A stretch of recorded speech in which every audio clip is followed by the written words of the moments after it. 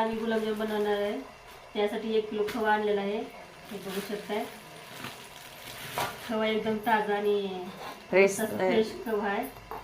त्याच्यामध्ये आपण लागत असं मैदा किंवा गव्हाचं पीठ तुम्ही मिसळलं चालतंय.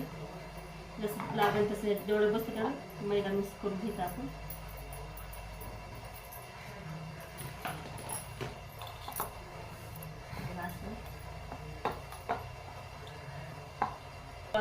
मळून तयार झालेलं आहे. हे बघू शकताय. असे छोटे छोटे आकाराचे आपलं जेवढं आकार पाहिजे तेवढंच असं बनवून घ्यायचं मस्तपैकी.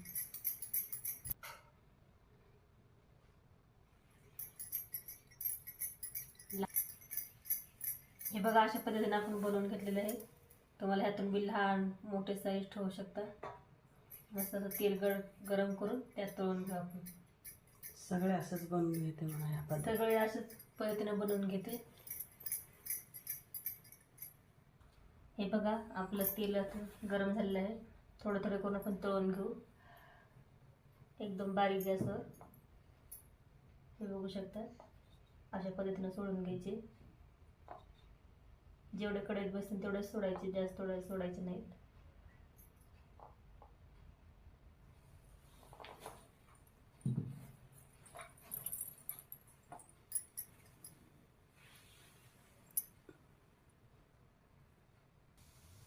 हे बघा मी पाक आधीच बनवून ठेवले होते. त्यानंतर इलायची पावडर टाकून घेते.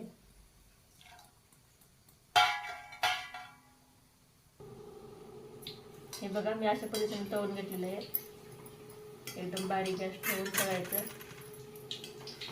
जास्त फुल पण करायचं नाही, काय पण नाही. जास्त फुल गॅस तळल्यामध्ये कसं कच्चं राहते, आतमधून वरून तळतंय, मध्ये पीठ राहते, तसंच खाताना छान लागत चव लागत नाही. ते एकदम बारीक गॅसवर तळायचं छान.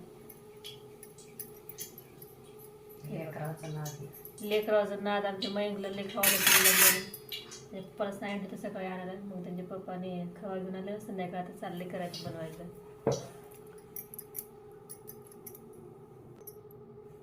हे बघा आता पाकामध्ये टाकून घेऊ.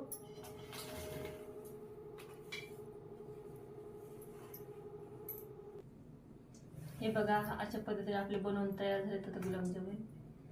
हे बघू शकता मस्त असे झालेले. हे बघा 2 तास पाकामध्ये छान मुरू द्यायचं. मग नंतर तुम्ही खाऊ शकता.